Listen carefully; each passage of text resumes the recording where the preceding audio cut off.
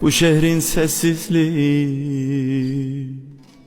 kulağımı tırmalıyor.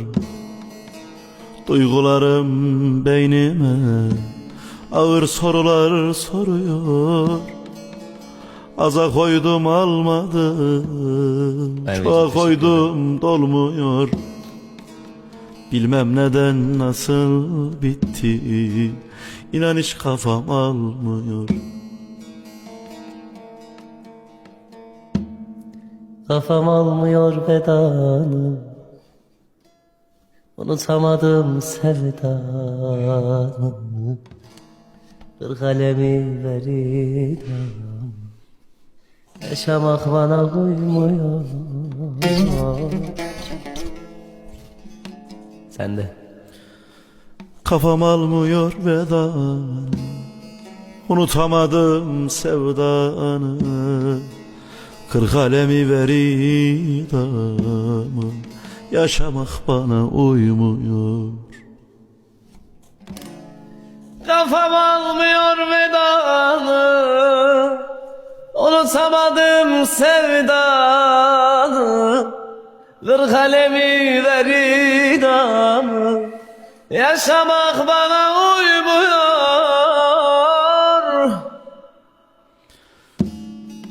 Kafam almıyor vedanı, unutamadım sevdanı.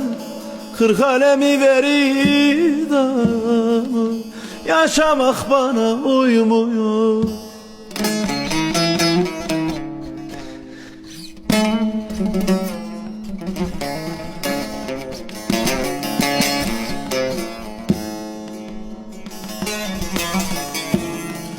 Elvedayı bile bana çok gördün ya, helal olsun.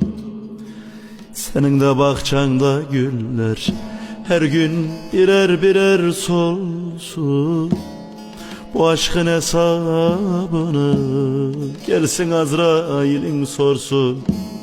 Sana bir çift sözüm var da bırak o da bende kalsın.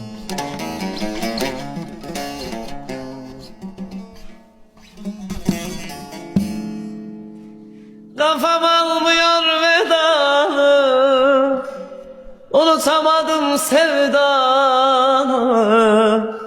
Bir kalemi ver idamı, yaşamak bana uyumuyor. Sen de. Kafam almıyor vedanı, unutamadım sevdanı. Kır kalemi ver idam, yaşamak bana uymuyor. Kafam almıyor vedanı, unutamadım sevdanı. Kır kalemi ver idamı, yaşamak bana uyumuyor.